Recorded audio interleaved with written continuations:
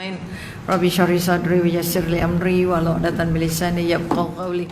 Sekali lagi kita panjatkan kesyukuran ke hadrat ilahi kerana memilih kita untuk berada di rumah Allah dengan ungkapan alhamdulillah, dan akhirnya kita juga memanjatkan pujian pada junjungan besar Nabi Muhammad sallallahu alaihi wasallam dengan ungkapan Allahumma salli ala sayidina Muhammad wa ala alihi wa sahbihi wasallam. Mudah-mudahan apa yang dihadiahkan oleh Allah pada kita hari ini merupakan satu nikmat terbesar, nikmat yang paling mahal, bahawa dalam majlis ilmu adalah rezeki terbaik yang Allah bekalkan. Insya-Allah kita mendapat keberkahan daripada apa yang kita lakukan atas izin Allah. Jadi sekali lagi syukur, alhamdulillah kita dapat bersama lagi, kerana kita kata dalam majlis ilmu bukan semua orang Allah pilih. Itu satu kekuatan. Bukan semua orang Allah pilih, kerana Allah kata ilmu ini rezeki termahal. Siapa yang dapat rezeki rumah besar, duit banyak dan segala kemewahan yang ada di dunia, tapi tak dapat majlis ilmu, tak dapat menambah ilmu, tidak sempat berada dalam majlis ilmu, maka mereka adalah antara orang yang paling rugi. Ini yang kita kata, jangan merasa bahawa kita datanglah sikit je orangnya, ataupun kita jangan bangga kata Allah banyak ramainya orang. Kerana yang akan Allah pilih, yang akan Allah terima ibadahnya, ialah orang-orang yang pertama niat datang kerana Allah, kedua bercita-cita untuk membaiki diri, aku nak berubah dari tangga satu nak naik tangga dua, ketiga orang yang ikhlas sangat datang majlis ilmu. Kerana yang datang ramai-ramai kerana manusia, atau yang datang ramai-ramai kerana penceramahnya, atau datang ramai-ramai kerana bukan kerana Allah, walaupun ilmunya dah sampai shilling, tapi Allah tak terima, nanti sia-sia dan rugi. Sebab itu kita kalau kita ulang balik kisah tiga yang akan masuk ke syurga. Pertama orang yang mati syahid, kedua orang yang mengajar ilmu, dan ketiga orang yang bersedekah. Tiga orang yang tak dapat ruang walaupun sudah buat kebajikan ibadah yang sangat besar. Kalau kita melihat orang yang mati dalam jihad atau mati syahid dalam peperangan, dalam kepala kita, dalam otak kita, dalam mata kita, keyakinan kita, pasti orang itu calon-calon syurga, sebab Allah dah janjikan. Sebab itu mereka dikebumikan dengan apa yang mereka ada. Betul? Mati syahid impian pada semua kita harapnya. Betul? Betul impiannya nak mati syahid? Betul ke tak betul? Kuat ke tak kuat? Semangat ke tak semangat? Kalau Saudara Saudara Umar sudah diberitahu oleh Rasulullah bahawa kamu akan mati syahid, kamu akan mati syahid. Tapi apa doa Sayyidina Umar? Ya Allah, itu aku sudah tahu aku akan mati syahid, tapi aku nak mati syahidnya di Madinah. Aku nak mati syahid di Masjid Nabawi. Kalau ikut otak, rasa-rasa ada tak agak-agak mati syahid dalam masjid? Mati syahid, mati perang, mati kena bunuh, mati kena gam, gitu, betul? Jadi kalau kita mengikut doa, rasa kalau pakai otak doa, apa hasil nak Umar nak berdoanya nak mati syahid, kemudian nak matinya di Madinah, nak matinya di masjid. Bayangkan macam mana, betul tak? Tapi Allah kata apa? Aku bagi ikut apa yang kamu minta. Aku bagi ikut apa yang kamu minta. Jadi sah Sayyidina Umar matinya mati syahid, matinya di Masjid Nabawi, dan matinya di Madinah. Artinya mati syahid bukan hanya perang, tapi yang kita nak cerita bahawa orang yang mati syahid tak dapat masuk syurga. Kerana apa? Kalau ditanya Allah, kenapa kamu perang? Kerana saya perang keranamu, kamu bohong, kata Allah. Kamu berperang supaya kamu digelar orang berani, kamu digelar pahlawan, begitu. Jadi disebabkan salah niat tadi, maka akhirnya patutnya masuk syurga tapi terlepas daripada syurga. Sama juga orang yang mengajar. Kenapa kamu mengajar? Kenapa kamu baca Quran? Kenapa kamu mengajar Al-Quran? Oh, saya nak dipanggil apa? Kalau ikut kita kata, oh saya mensyiarkan kalimah Allah. Sebenarnya kamu mengaji, kamu baca, kamu mengajar kerana kamu nak dipanggil qari. Kamu nak dipanggil orang yang sangat sedap suaranya, sangat baik bacaannya, sangat begitu, sangat begini. Itu pun kita bimbang, tak lepas juga masuk syurga. Dan yang ketiga yang dikatakan orang yang bersedekah. Bila ditanya dah sedekah macam-macam bagi. Tetapi niatnya apa? Nak puji nama. Maknanya Allah kata kamu sedekah kerana apa? Karenamu ya Allah. Kamu bohong, kata Allah. Kamu bersedekah supaya kamu digelar dermawan. Maka sebab itu datang yang hadis Nabi mengatakan ada orang jadi wali Allah ketika di tempat ramai, tetapi jadi wali syaitan bila sendirian. Ini yang paling kita takut. Dia nampak baik, nampak warak, nampak hebat, nampak santun, nampak alim, nampak segala yang terbaik ketika dalam majlis ramai. Okay, ini Umi pernah dapat satu kes aduan dari isteri. Suami saya tak solat, tak gitu, tak gini, tapi bila keluarga dia datang ke rumah, datang kunjung ke rumah, terus jadi imam. Terus jadi imam seolah, atau dalam majlis mana pula kau ada kenduri saudara ke apa ke, pertama volunteer jadi imam. Bayangkan itu bila dapat hadis ini, kita teringat, ya Allah, memang benarlah apa yang Allah kata. Suaminya kata, isterinya kata kalau suruh semayang jadi perang. Nampak dah? Bergaduh besar. Jadi akhirnya isteri tak nak cakap dah. Tapi itulah bila siapa-siapa datang, bila ada kenduri kenara keluarga yang dia datang, lama. Saya tak tahu nak cakap, doktor. Isteri sampai tak terkata. Semayang partunya idak, Jumaat idak, apa idak. Okay. Tiba-tiba jadi imam. Bayangkan, maknanya ada ilmu tentang solat, tapi tak ada kekuatan dan keyakinan sampai ke hati. Ini yang kita kata, kita ada ilmunya, tak bawa turun ke hatinya, tak keluar dalam amalnya. Jadi kalau yang datang ini kita nak, kalau kita sudah datang kuliah, kita dapat ilmunya, kita nak bawa ke hati. Bawa ke hati apanya? Keyakinan. Yang paling penting setelah bawa ke hati, bawa keluar. Bawa keluar maknanya keluarkan dalam penampilan, keluarkan dalam perlakuan harian, keluarkan dalam amal harian, keluarkan dalam bentuk mengajar. Itu 3 kekuatan. Kongsikan. Kalau kita kata ilmu yang berkah, ilmu yang kamu dapat, ilmu yang membuat kamu lebih dekat dengan Allah, dan ilmu itu membuat kamu sampaikan pada orang lain. Bukan saja mengubah diri kita, tapi mengubah rasa dekat dengan Allah. Itu saja, itu kekuatan. Itu kekuatan yang kita nak angkat. Sebab itu kalau kita bercakap, katalah apa yang sedang berkisar dalam minda orang sekarang, yang paling menakutkan, coronavirus. Betul? Siapa takut angkat tangan? Semua orang takut. Betul? Jadi di sini yang kita kata, kita menyimak Allah sekarang sedang nak menguji kita. Okay? Ujian yang paling besar. Allah nak uji kita, bukan kita pengikut Firaun, atau bukan kita ikut Nabi Musa. Betul? Nabi Musa modalnya tongkat, tapi ada pengikut. Betul? Jadi ramai ke sikit? Sikit. Sebab itu maka kita ambil sini kok, virus corona atau coronavirus sangat takut. Okey, apa sebab sangat takut? Takut mati. Sebagai orang mukmin sudah belajar Al-Quran ulang banyak kali, setiap yang hidup pasti mati. Jadi kenapa takut mati? Kalau mati dalam wabak bermakna mati syahid. Kenapa takut mati syahid? Sedangkan mati syahid janjinya apa? Syurga. Siap pakai wak segala benda, bungkus segala benda, sampai cuti sekolah. Takut kena virus. Nampak ada? Jelas atau tidak? Sampai sekarang takutnya kita takut virus lebih takut dari Allah. Takut setengah mati. Satu dunia takut. Sampai orang tak boleh jumpa orang, tak boleh pegang orang. Kalau jumpa orang jangan pegang-pegang orang. Anak ni kata tak payah salam-salam mak. Allah. Takutnya dengan virus. Betul lah. Nampak tak? Ini penguji keyakinan. Ini yang Umi nak angkat balik, bahawa sembang kita, takut kita dengan virus, antara yang mukmin dengan yang bukan Islam dan bukan Islam, mesti lain. Mesti lain.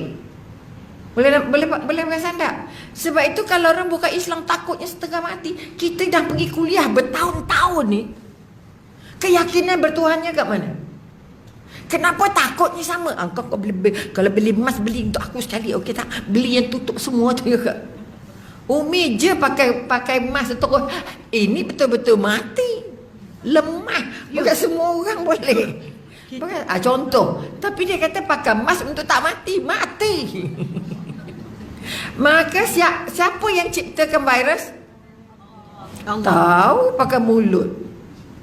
Kita tahu yang cipta kita siapa? Yang cipta virus siapa? Artinya penciptanya siapa? Sama. Jadi siapa yang mengurus virus? Siapa yang mengurus virus? Siapa yang tahu virus nak sampai ke mana? Berapa lama virus nak berada di negeri China dan seluruh dunia? Allah cakap boleh lepas, tapi muka takut yang rabi-rabi. Susah hati betul. Muka kecil dengan virus. Sesemua sikit hanya dekat. Entah virus apa. Ya Allah. Cucu mi darjah 1 je. Apa-apa kita kena virus. Tengok tu ada air kat hidung. Astaghfirullah. Darjah 1. Jadi tak payah pergi sekolah. Nampak ada baru sesema. Tempat tanda batuk sesema demam. Betul? Cakap Haris demam tak? Oh tak demam. Batuk tak? Doa sesema 1 je. Tapi mama cakap virus. Jadi takutnya setengah nyawa kita tanamkan pada semua anak-anak kita. Kita tanam satu sekolah, satu negara, satu daerah, satu negeri. Sekarang mangsa tu ada di Sungai Buloh. Jadi jangan pergi hospital Sungai Buloh. Virus tadi kat Sungai Buloh. Mati semua orang ke hospital. Jadi siapa nak merawatnya? Maka tolong bangun balik keyakinan. Ini ujian dari Allah. Kalau kita kata Fir'aun diberikan berbagai macam ujian, betul? Macam daripada semutnya, lintangnya, hujan darah dan segala benda. Tapi tidak berubah, betul? Tidak membangun keyakinan jumpa Allah, betul? Allah matikan ke mana? Dalam air masin je. Namrud mati sebab apa? Tenteranya diserang lalat je. Namrud diserang nyamuk masuk hidung. Tenteranya diserang lalat, habis semua tenteranya. Betul tak? Makanya kalau kita kata yang terdekat dengan kita Abraha, betul? Al-Fil, betul ke tidak? Tentera yang sudah menyerang puluhan negara dan sudah membawa harta rampasan perang paling banyak, paling kaya Abraha. Tapi nak masuk ke Mekah siapa lawan? Ada tak orang lawan? Orang Quraisy lawan tak orang Abraha?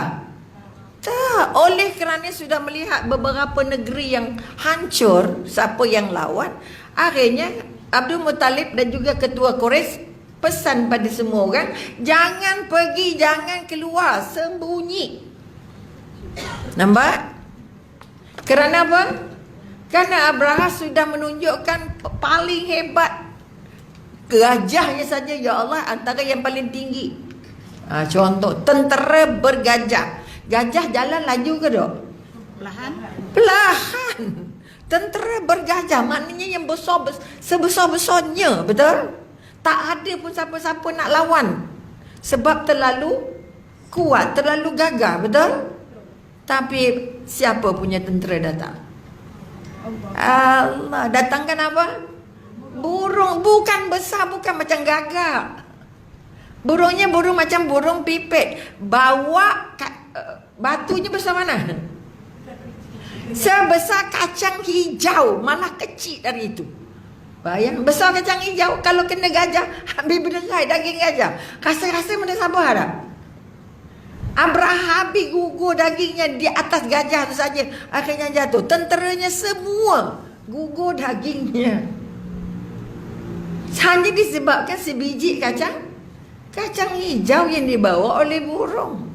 Yang dikatakan batu-batu dari neraka. Bayangkan kalau Allah mahu. Boleh nampak? Maka kita sebagai orang mukmin nak betulkan balik keyakinan. Ramai orang tergelincir jadinya. Takut virus sampai tak pergi orang kahwin, tak pergi majlis, tak boleh orang ramai, tak boleh tempat orang ramai, tak boleh pergi. Suruh makan tak boleh pergi. Mak jangan singgah kedai mana-mana. Oh ya Allah. Anak macam pesan. Kalau tak pergi mana pun kalau mati. Semalam kan kawan kita mati tengah tidur je. Betul? Raja apa? Maharaja lawak tak pergi mana pun. Betul? Ya. Meninggalnya dalam tidur. Ya Allah, semulia-mulia manusia. Masya Allah. Matinya tak payah kasih orang dah. Betul? Dan siapa yang solat jenazahnya? Kalah ulama dong. Bukan ustaz, bukan guru, bukan cikgu, bukan ustazah. Tukang lawak bagi orang ketawa je. Sesungguhnya membahagiakan manusia itu satu pahala yang sangat besar, melegakan orang, menyehatkan orang, menghibur orang. Walaupun kita tak pernah tengok lawaknya, tapi dijangkakan lawaknya bukan lawak kotor, bukan lawak maki hamun, bukan lawak hina-hina orang. Pasti lawaknya lawak yang boleh pakai di otak. Mesti lawaknya tidak menghina siapa-siapa. Memang pun nak cari mana le video orang ni agaknya. Tanya dekat man lawaknya tak dapat juga. Artinya kekuatan kita kata entah itu wali Allah, kita mana tahu.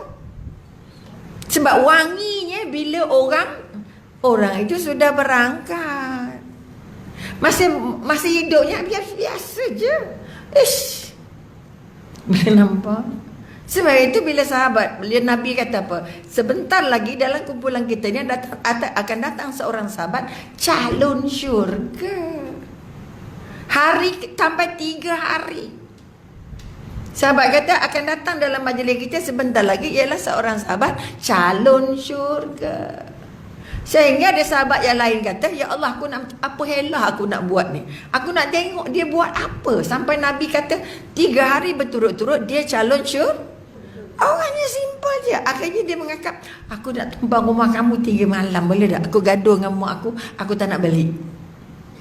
Bila nampak duduk rumah sahabat tu 3 hari, tak ada pun tahajudnya, tak ada Quran sampai katamnya. Nampak tak? Macam mana Nabi kata dia calon syurga? Tak banyak pun ibadahnya, malam tidur je terus. Boleh nampak?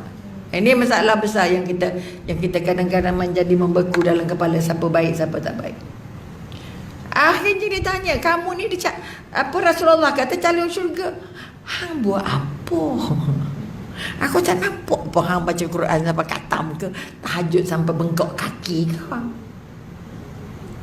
Apa yang dia cakap? Aku tak pernah ada buruk sangka dengan siapa-siapa pun. Aku tak pernah simpan marah dengan siapa-siapa pun. Kita banyak tak simpan marah? Viral je marah. Pasal apa bagi masuk? Betul? Maknanya marah kita banyak ke sikit? Banyak. Mana mungkin nak jadi wali Allah? Maka kekuatan yang kita nak bangun, sebab itu kita kata wali Allah bila dah meninggal baru kita tahu baiknya. Maknanya wanginya tu setelah dia berangkat. Sebab itu kita kata kadang-kadang status orang itu hidup digambarkan ketika dia sudah berangkat. Matinya senang, solat jenazahnya hari Isnin. Ya Allah, Lama mati wafat. aku lahir hari Isnin, aku dah jadi Nabi hari Isnin. Ya Rabbi, aku meninggal hari Isnin.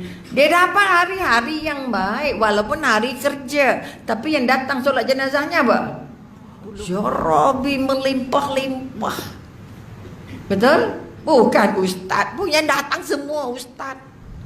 Segala ulama yang datang. Ini mengikut video yang dapat WhatsApp. Bagaimana ustaz tak menghurai. Ini yang dia kata wali Allah ni. Tak nampak baik. Rupanya dah mati baru tahu dia melebarkan hadiah-hadiah yang dia dapat itu untuk bantu semua orang susah. Semua anak-anak yang sakit, anak yang hospital, anak yang berubat, anak miskin. Dah meninggal. Yang tahu maknya saja. Dan dia meletakkan maknya Maharaja. Okay, itu sebab kita kata siapa yang melayan mak ayah jadi raja, Allah letak dia lagi raja paling besar di syurga. Mana yang masih ada mak ada ayah, kunci pintu syurga tu kat mak ayah. Pusinglah kok mana pun. Maka sekali lagi, takut lagi tak dengan virus? Takut Allah, takut virus? Siapa yang menentukan kita kena ke tak kena? Siapa yang menentukan kita mati ke tak mati?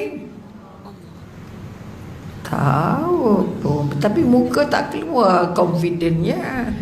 Lidah tak keluar pun, yakinnya tak nampak pun, tak berbau pun. Kalau pakai minyak wangi kan tahu. Betul tak? Siapa pakai perfume? Melintas je. Orang beriman itu berbau. Orang beriman itu nampak. Orang beriman itu ada nur. Orang beriman itu ke mana dia pergi orang suka. Orang terima. Kalau ada orang, alamak dia datang. Kalau ada orang yang dia datang orang tak suka, orang tak nak jumpa pun, tak nak bercakap pun, itu masalah imannya. Dalam perutnya belum betul tu. Ada tak orang macam tu? Ada ke jumpa? Alamak dia datang. Itu maknanya itu nur imannya tak keluar. Jadi kalau sudah datang kuliah, kita nak bangun, kita orang beriman ini dah puluh-puluh tahun. Ya Allah, bukan muka baru 2 hari. Betul? 4 kali seminggu paling sikit, atau 5 kali seminggu paling sikit jumpa ulama, jumpa orang besar, jumpa orang agama.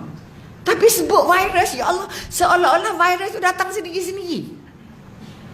Ya Allah, itu engkau yang datangkan virus, engkau yang urus, engkau yang bagi sakit, engkau yang sembuh. Sebab itu kamu terima atas nama Allah. Baru jumpa namanya sabar, baru jumpa namanya redha. Sebelum tu disebut apa virus, bukan virus ini apa? Influenza. Oh ya. Influenza. Anak menantu mi kena, cucu mi kena. Sekali dalam satu ward.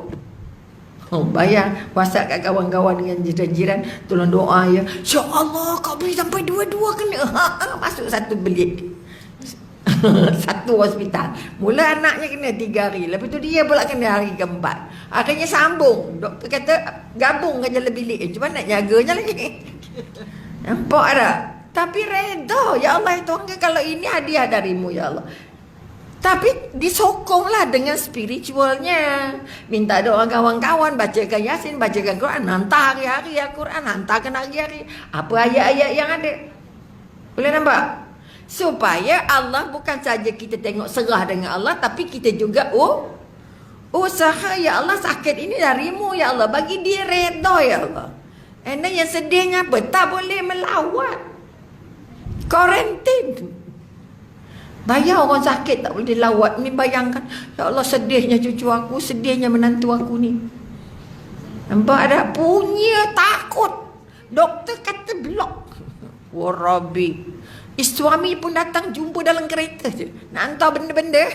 Pakai kereta, okey awak turun. Pakailah segala benda ni, turun ambil benda. Suami tak boleh masuk. Yang kan takutnya. Mi kata, ya Allah ya Tuhanku, macam mana aku nak ajar ni? Yang buat kena tu bukan kita. Tidak akan terjadi apapun di bumi ini kalau bukan izinnya Allah. Kenapa keyakinan itu hilang? KPJ tu 90% Islam. Betul ke tidak? Dari doktornya, jururawatnya, apa, penyambut tetamunya, pengawalnya, semua Melayu. Dan kita assume Melayu tu Islam. Tapi takut sampai parking jauh-jauh sana. Kamu turun sekejap aja, naik balik. Ya Allah. Sudahnya Mi cakapkan anak Mi, masuk je tengok anak tu dulu, doa kat mukanya. Pakai je lah apa yang patut. Izin Allah, tawakalillah, bismillah, tawakkaltu ala Allah. Kalau rezekinya anak itu memang hak tu je umurnya. Kalau rezekinya isteri itu hak tu je umurnya, boleh panjang ke tak?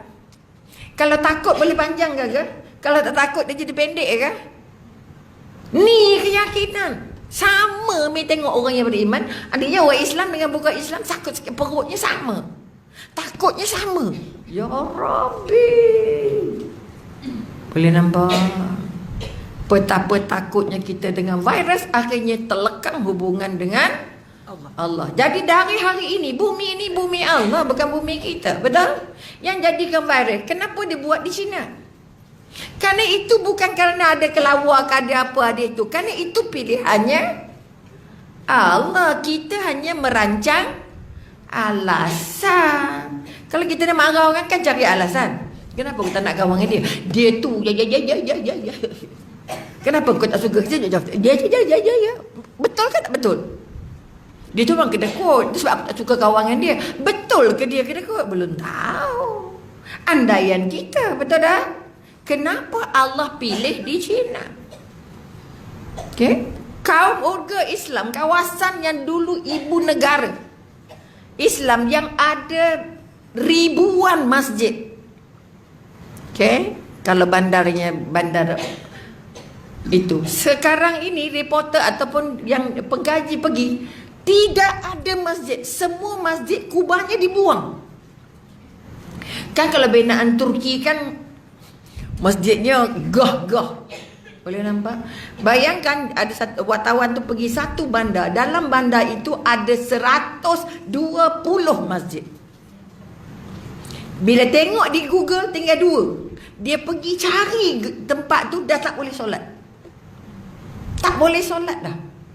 Kapet tak boleh pijak. Sudah jadi museum, boleh tengok saja, tak boleh masuk. Ya. Dan CCTV-nya 101%. Kalau kita ngadap begini je, 7 CCTV-nya.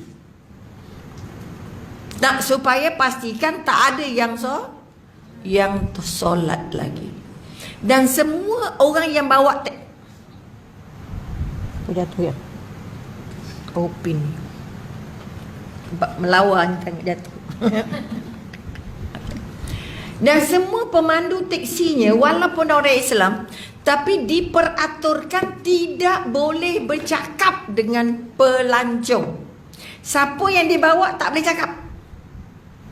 Nak bagi salam pun tak boleh. Bayangkan. Dianggap salah. Setiap teksi ada CCTV. Setiap hotel ni keliling ni macam jadi separuh bulatan CCTV-nya. Punya susah. Punya tandanya Islam. Tak ada ruang untuk solat sikit pun. Ya kan? Di masjid memang cari masjid nak solat, tapi tak boleh solat. Dibuang semua, yang diroboh-roboh dah memang roboh yang kecil, yang luar bandar pun roboh ke semua dah. Tak boleh solat. Tapi yang ada pun tak boleh solat, sudah jadi museum. Semua kubah semua dicabut supaya tak nampak lagi logonya masjid. Itu dah berapa tahun yang lalu. Bermakna layak tak kalau Allah letak dia? Layak. Kan? Kalau bercakap, dan CCTV itu semua sampai ke polis. Dari hotel sampai taksi sampai masjid, walaupun dah diruntuk, dah jadi museum, tetap CCTV-nya tetap. Bayangkan, satu daerah yang dia sampai, kampung, orang tua belaka dalam 20 orang. Nak masuk masjid, ada satu masjid. Dia pakai scanner. You kena sentuh dulu muka you dekat scanner tu, baru gate buka. You bayang macam mana? Pelancong ni 3 orang, dia daripada Indonesia. Pelancong ni 3 orang, orang tua terkena tentu muka dia 4 kali untuk membolehkan orang ni masuk. Kalau tidak ada yang diregister ke situ, dia tak boleh masuk. You bayangkan macam mana ketatnya dia mengawal nak mematikan roh Islam itu. Kita ada perkataan ke huruf kayak Quran ke apa, yang dalam masjid semua dicabut. Sampai orang taksi tak boleh bagi salam. Orang hotel tak boleh bagi salam. Walaupun kita nampak dia orang Islam. Bayang macam mana. Yang masjid yang kata dia 20 orang itu, semua orang tua yang tak boleh jawab.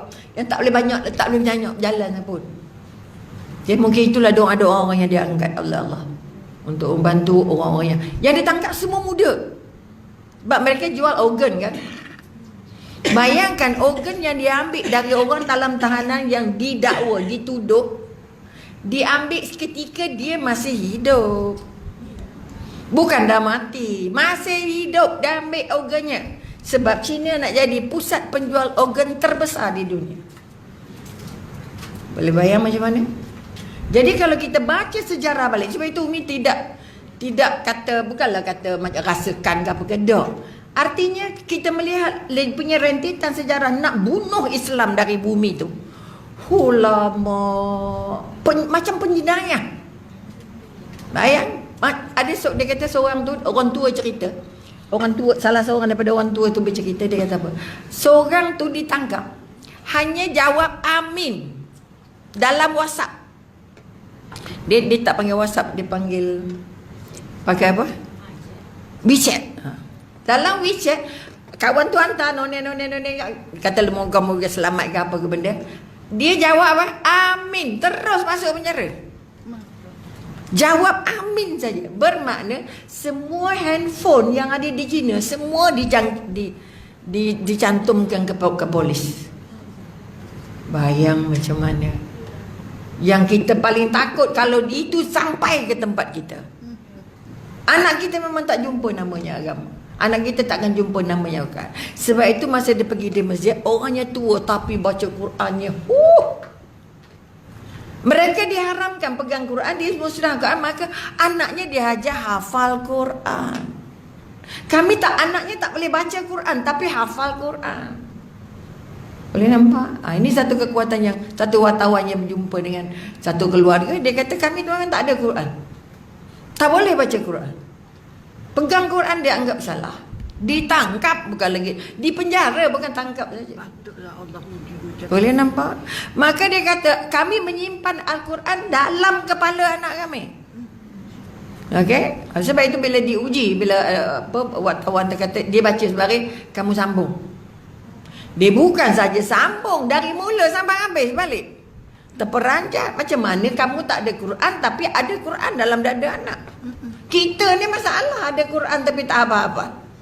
Mereka oleh kerana diharamkan Al-Quran maka dia hafal. Orang tuanya ajar. Sebab itu tanam sayur ke, menjual sayur ke di pasar ke, beraksi macam penjual, beraksi macam petani, beraksi macam berniaga. Sebenarnya hafal, ajarkan anak hafal Quran.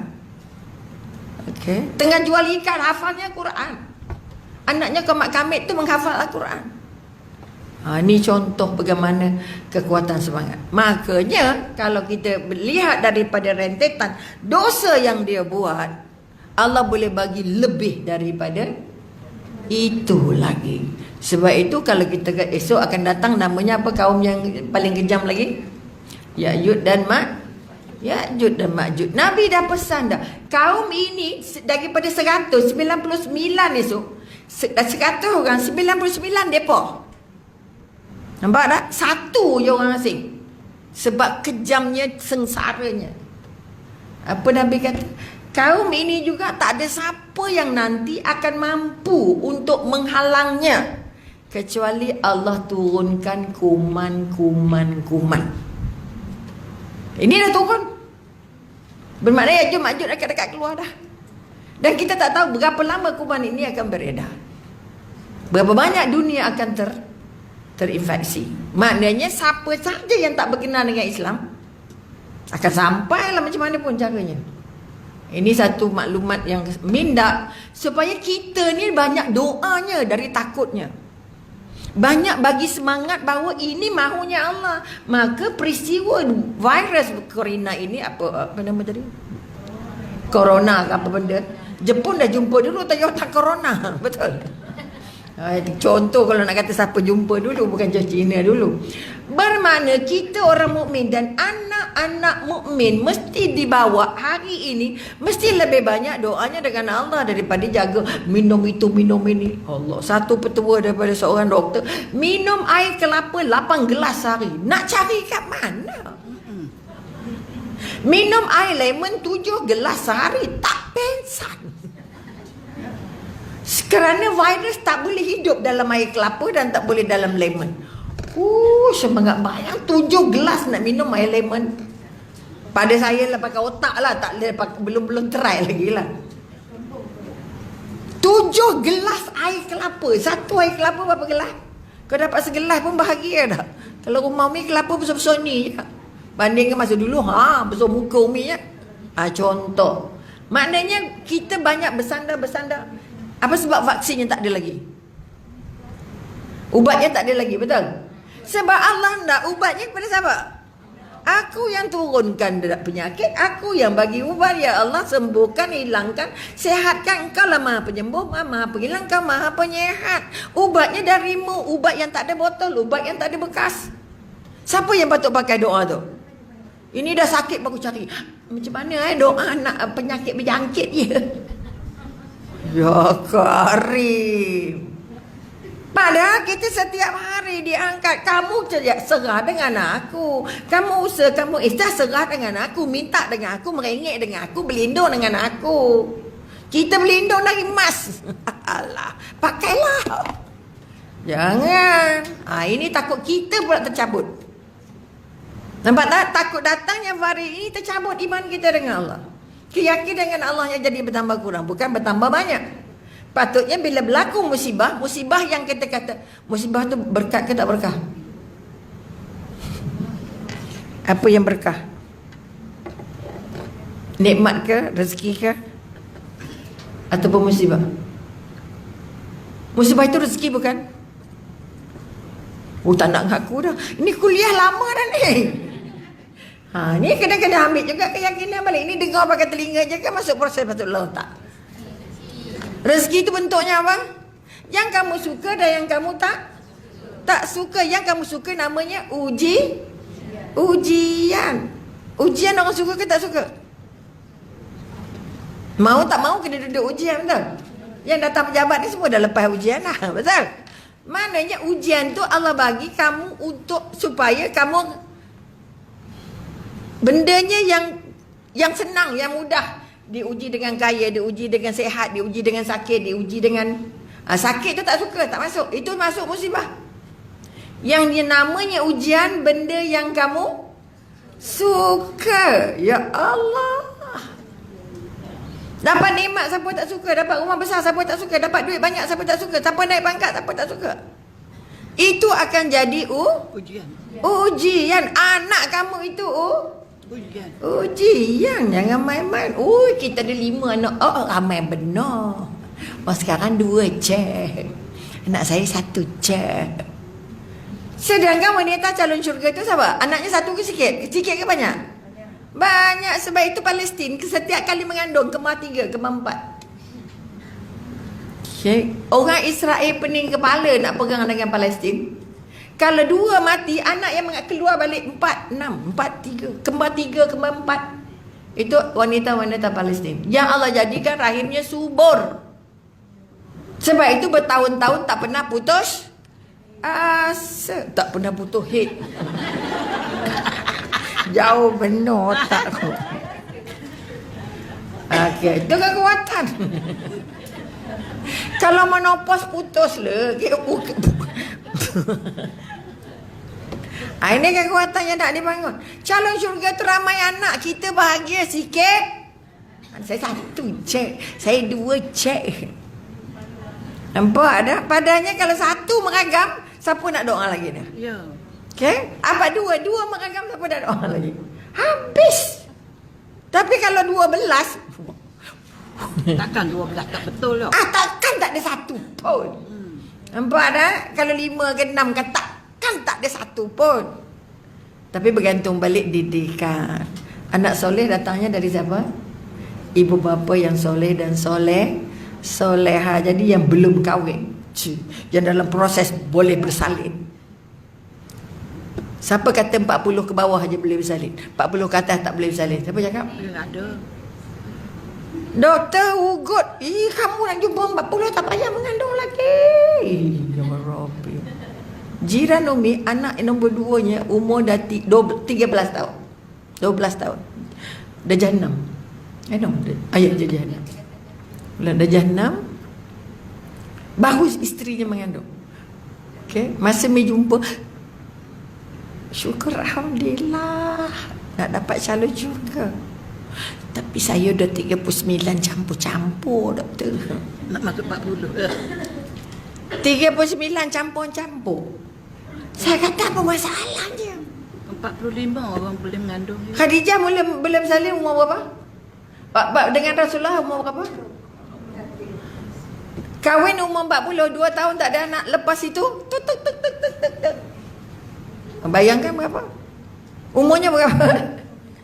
Maka kita kadang-kadang hilang kekuatan agama, hilang keyakinan contoh Rasulullah, hilang keyakinan contoh-contoh yang kita dapat, pakai contoh Yahudi.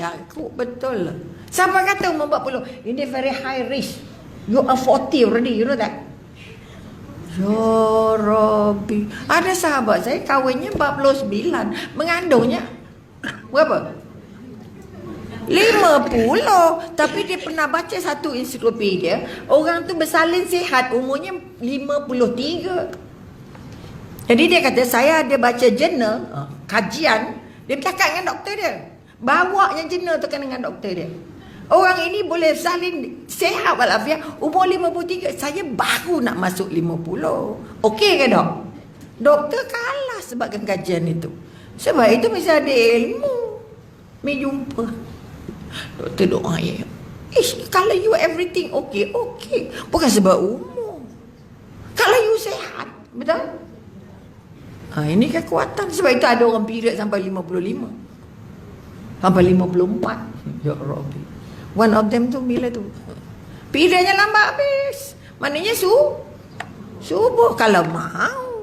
Kalau Allah mau. Kadang kita mau, Allah tak mau. Betul? Sebab anak tu rezeki bukan maunya kita. Patah pinggang tak ada anak yang main-main. Betul atau tidak? Jadi yang belum kahwin berdoalah banyak-banyak. Ya Allah Tuanku, kalau aku diizinkan kahwin. Kalau aku diizin. Izin siapa kahwin? Usaha kita izin Allah. Kau tak pernah berjalan, tak pernah jumpa orang, bila nak kahwin? Balik rumah pejabat-pejabat, rumah-rumah, ofis-ofis. Bila nak jumpa? Jumpa orang perempuan dia semua. Ini mak-mak ni bukan nak tengok rekemen-rekemen ke apa ke. Tak kuasa. Nampak ada, patutnya cari-carilah kau ada. Awak dah kahwin belum? Saya sedang mencari calon menantu. Okey tak? Ada tak pernah jemaah cerita?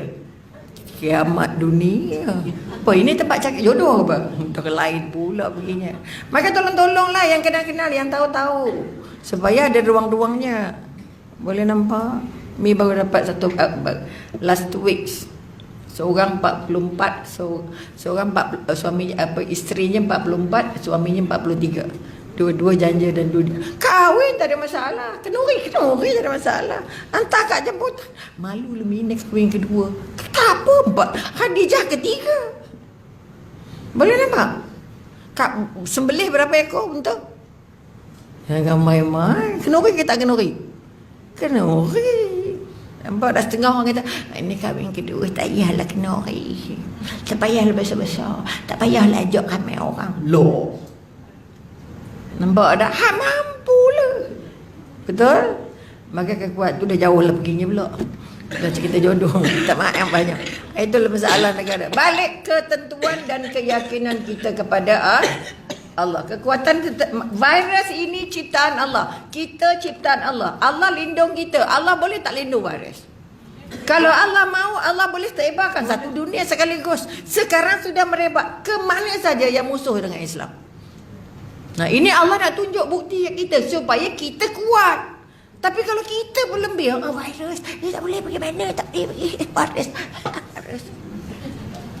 Allah Akbar. Langit-langit Allah, bumi-bumi Allah. Udara dari China dengan udara tempat kita pemiliknya sama. Kita ada kelawar tak?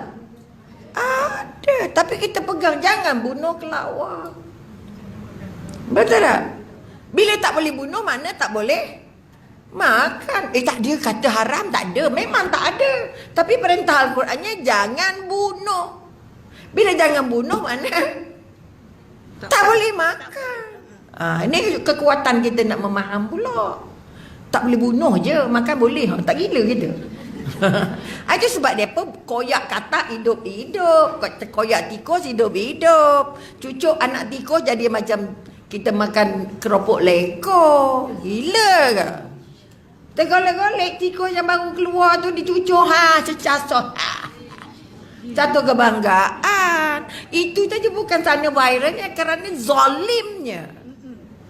Zalim, hidup-hidup. Bayang monyet tu dibuka mejanya, lubang tengah-tengah, disangkutkan kepala monyet tu kat lubang tu, dikorek, ambil otak berbusi lisau. Tak gila ke? Kelitang-kelitang monyet terbawah meja. Manusia ke bukan tu? Maka kekuatan yang kita nak bangun sekarang, bila tercabut kemanusiaan, manusia lebih teruk dari binatang. Maka bila Allah nak turun kembala pada kita, ditukar kita jadi paling ganas. Firaun tu bunuh orang. Macam bunuh toge tu. Betul ke tidak? Semua anak Israel kena bunuh belaka. Sebab itu dia matinya cara begitu. Boleh nampak? Jadi kalau kita tidak melihat sejarah, Allah kalau kata engkau kuat, engkau hebat, engkau itu, engkau ini, hati-hati. Kalau Allah mau, Allah boleh buat segalanya. Tak nampak pun virus. Kami punya pasukan tentera terbesar, sama taraf dengan Amerika. Betul ke tidak? Sombong. Jadi kalau orang tu sombong kena, kita nak sombong lagi tak? Muka sombong orang kenal, mata sombong orang kenal, betul? Jalan sombong orang kenal, duduk sombong orang kenal, berbau. Sama juga orang baik, betul? Jalan orang baik kita kenal, cakap orang baik kita kenal, muka orang baik kita kenal. Awak baik tak? Tak tahu lah. Tak ada. InsyaAllah, amin ya Rabbul Alamin. Ngaku je lah baik. Kalau sambil tu kita repair lah mana yang tak baik, betul? Ya. Jahat kan orang tak berapa nampak. Betul ke tak? Tak adalah baik sangat. Jawapannya tu, tak tahulah. Orang je kata baik, saya tak tahu. Dia tak tahu dia baik apakah hal. Tapi jangan iklan saya orang baik, saya orang baik. Itu yang Allah marah. Betul tak? Maka sekarang ini kekuatan yang kita nak bina, kita harus lebih kuat. Qurannya lebih banyak, solatnya lebih lama, sujudnya tak apa kita kata dekatnya dengan Allah. Sebab itu musibah jadi nikmat. Faham? Musibah jadi nikmat. Musibah di China jadi nikmat pada kita untuk lebih dekat dengan Allah. Tapi kita lebih risau dengan kuman tak dekat dengan Allah. Boleh nampak? Kekuatan yang kita nak bangun hari ini, pertama kita kata, inilah keberkahan dalam hidup. Kita sempat jumpa virus. Betul? Mohon dengan Allah, ya Allah Tuhanku, kalau bukan petemu ya Allah, selamatkan kami satu Malaysia ni. Kerana kami ni sayang denganmu, berjuang kerana-Mu. Dan harus kuat semangat kita. Aku nak jadi pejuang agama. Aku nak bantu agama Allah. Aku nak jihad agama Allah. Kalau aku mati masa berjihad dengan agama Allah, aku harap-harap dapat mati syahid ya Allah. Boleh nampak? Senanglah buat kebajikan, senanglah bantu orang, senanglah buat baik. Paling sikit jaga surau tempat kita. Kita takut jumpa orang surau. Kita bukan orang surau. Kita bukan orang masjid. Kalau bukan orang masjid, jangan datang masjid lah. Betul ke tak? Tengok esok bulan puasa, berdebung penuh dari tempat nama datang. Masa nak buat aktiviti, ya Allah, nak ambil jadi AJK je setengah nyawa. Tak cukup orang. Tak cukup orang mesyuarat. Jomlah doktor datang lah, itulah ceritanya. Takut pegang jawatan tau. Siapa takut pegang jawatan surau masjid? Awak jadi biro dakwah tu. Macam mana? Padahal dah segantang ni ceramah jumpa. Jadi dari hari ini, kalau kita anggap virus ini nikmat, maka kita akan dapat nikmatnya kalau kita bertambah erat hubungan dengan Allah, bertambah syuk-syuk solatnya, bertambah hebat doanya. Boleh nampak? Tapi kita takut doa-doa kita juga termasuk doa-doa yang syirik. Ini kekuatan-kekuatan. Kita takut apa tanda doa yang syirik? Orang kafir musyrikin itu percaya tak ada Allah? Percaya. Percaya. Sebab itu nama anaknya Abdullah. Nama Sayyidina Abu Bakar tu siapa? Abdullah bin Osman. Masa itu kafir Quraisy. Ayahnya masuk Islam hanya setelah Fathu Mekah. Bila Nabi bawa 10,000 tentera ke Mekah, baru ayahnya Sayyidina Abu Bakar masuk Islam. Anaknya dah jadi peneman Isra Mi'raj. Namanya nama Islam Abdullah. Nama Sayyidina Abu Bakar tu dulu yang ayahnya bagi. Kenapa anaknya dapat nama Allah? Kerana semua orang kafir Quraisy itu percaya ada Allah. Siapa yang simpan, siapa yang jaga Kaabah? Allah. Betul? Siapa cipta kita? Allah. Siapa turun ke hujan? Allah. Kalau kamu percaya, kenapa kamu nak solat? Kamu kena sembah Lata Uzza. Minta terus dengan Allah. Kami bukan sembah patung, kami bukan sembah berhala, kami sembah Allah. Depa ni nak jadi postman je. Nampak tak? Depa ni nak jadi penyampai je. Sebab they are good people, they are strong people. Ni kalau cerita orang kafir Quraisy di Mekah. Bukan tak percaya ada Allah. Nampak tak? Tapi apa jadi pada doa mereka?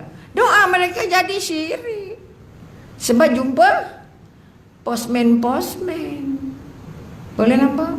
Sebab itu kita kalau boleh jangan hapuskan keyakinan bahawa kita berdapat hubungan langsung dengan Allah. Kamu harap warak kata warak, cikgu tak cikgu, apa pun Allah sangat dekat. Jadi mukanya bahagia. Tapi kes-kes murung sangat besar sekarang. Okey, di pejabat, di rumah, suri rumah, mak mentua, menantu. Kami dapat 2-3 kes yang dah keluar-keluarnya. Dan last kali nak terjun di pejabat lah tu, panggil bomba ambil. Dah panjat tingkap lah. Itu lama dah murungnya. Murung maknanya dia mula dengan tak gembira. Siapa tak gembira sini? Susah senyum. Susah senyum, mukanya sedih, senang marah, sakit hati, bengkak, tak nak jumpa orang, tak nak cakap dengan orang. Itu dah tanda-tanda murung tu. Sebab itu tu pasal banyak selfie sendiri. Tengok muka, ya Allah buruknya muka aku. Supaya boleh senyum. Tengok gambar sendiri, senyumlah. Betul ke tak? Buruklah gambar aku. Nampak gemuk, nampak lebab, nampak macam-macam. Betul? Maka murung akhirnya jumpa sakit mental. Betul lah ramalan Kementerian Kesihatan Malaysia 2020 sebanyak 10% penduduk Malaysia diambang sakit mental. Sakit muda-muda yang datang kaunseling muda-muda. Bukan kecil, bukan tak kerja, bukan makan cukup, minum cukup. Tapi tak cukup tenteramnya, tak cukup gembiranya. Cuba tengok orang sebelah. Aku dah seminggu tengok engkau tak senyum. Saya tak senyum. Tegur, tepuk belakangnya. Jumpa dalam lift. Engkau tak kenal aku ke? Ya ke? Allah, tak perasan. Loh, depan mata engkau tak perasan. Itu masalah tu.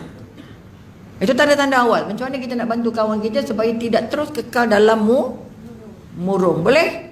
Sentuh dia, pegang dia, ajak dia. Dia memang kopi tu. Memang dah lama begitu. Itu memang pengen dia kopi tu. Jangan.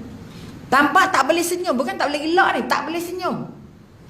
Okay? Tak boleh senyum.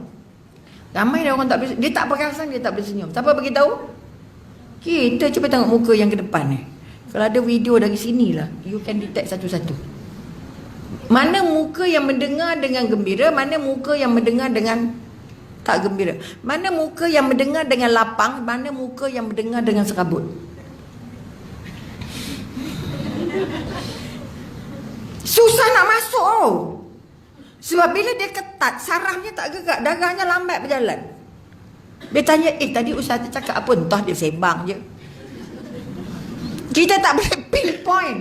Kita mahu, ni memang sembang je kerjanya. Maka keberkahan yang kita nak angkat sekarang. Musibah ini satu keberkahan.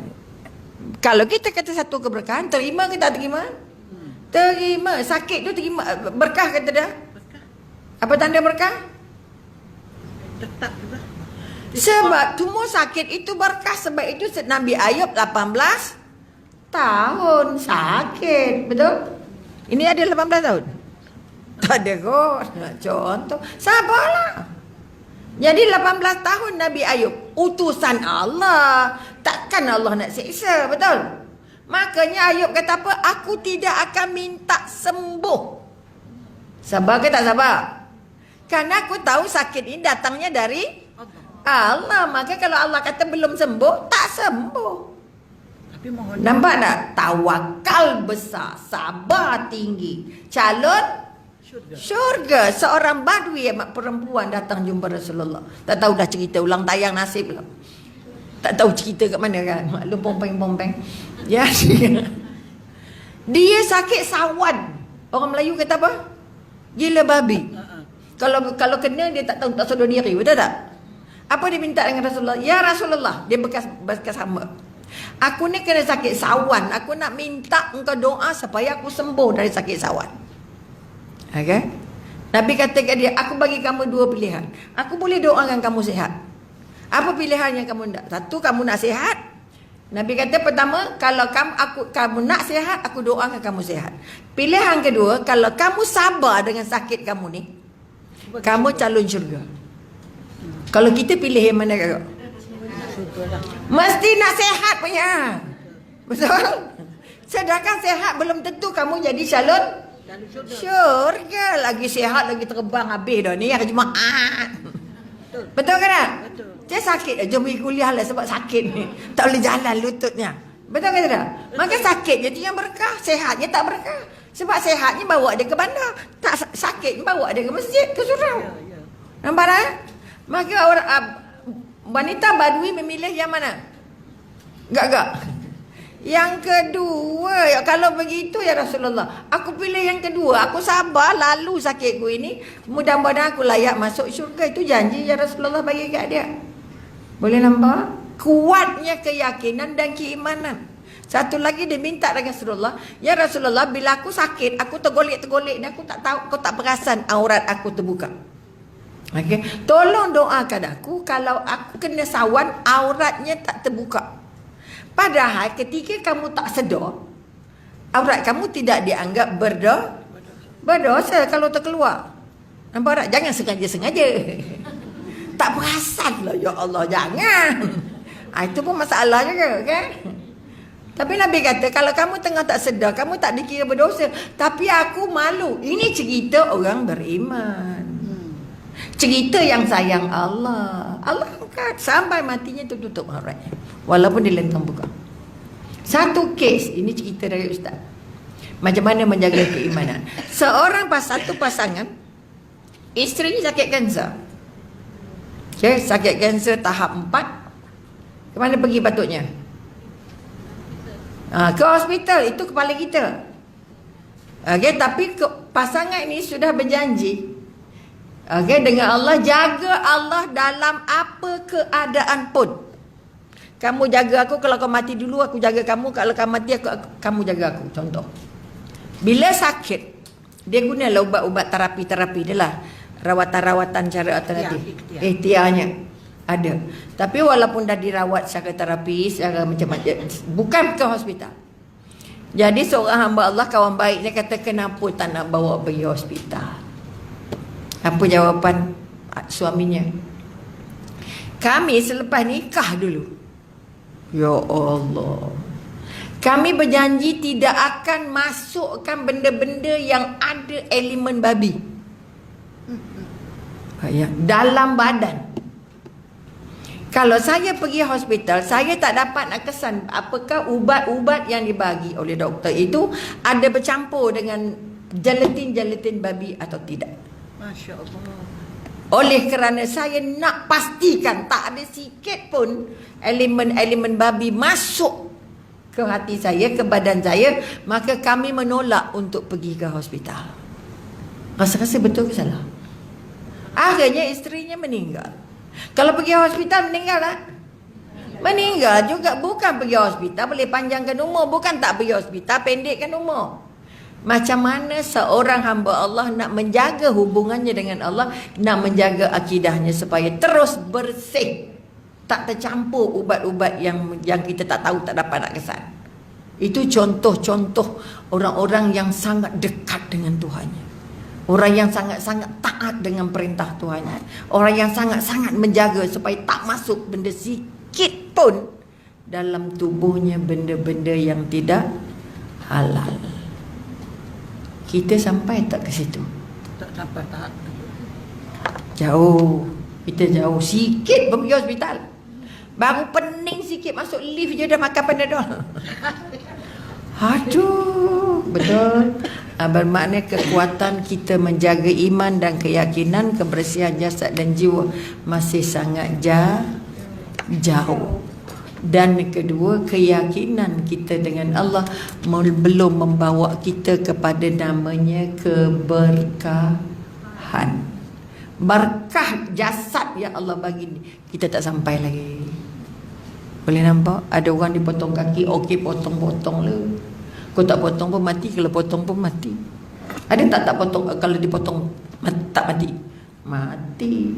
Tapi bukan sakit kejemadanya, sakit murung, hilang kaki pun sakit kejemadanya sihat, tapi sakit mindanya sakit. Jadi yang ada anggota lengkap jangan bagi. Potong ke tak potong ke, berubatlah. Itu contoh menjaga keimanan. Sampai Allah minta maaf banyak. Auzubillah minasyaitonirrajim. Bismillahirrahmanirrahim. Alhamdulillahirabbil alamin. Hamdan yuwafi ni'amahu wa yukafi mazidah. Ya Allah ya Maha Dekat. Ya Allah, yang sedang menatap kami, Ya Allah, yang sedang memelihara kami, Ya Allah, yang sedang melindungi kami, Ya Allah, yang sedang mendengar rintihan kami, Ya Allah, yang menerima penyerahan kami, Ya Allah, yang menyerahkan seluruh kami, menyerahkan seluruh ibadah kami kepadamu, Ya Allah. Tataplah kami dengan tatapan kasih sayang, Ya Allah. Jagalah kami dalam keadaan kami tidak melanggar perintah-Mu, Ya Allah.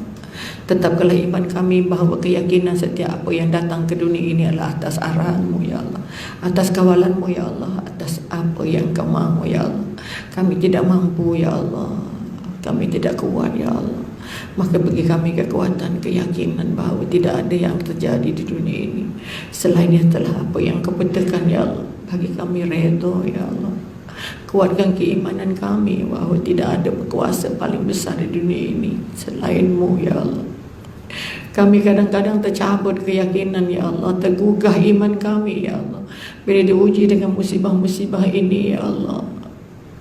Kami bersyukur datangnya musibah ini, Ya Allah, namun berikanlah kami perlindungan, berikanlah kami keyakinan, berikanlah kami kekuatan, Ya Allah, dengan keyakinan bahawa tidak akan terjadi apa-apa kepada kami selain atas izin-Mu, Ya Allah.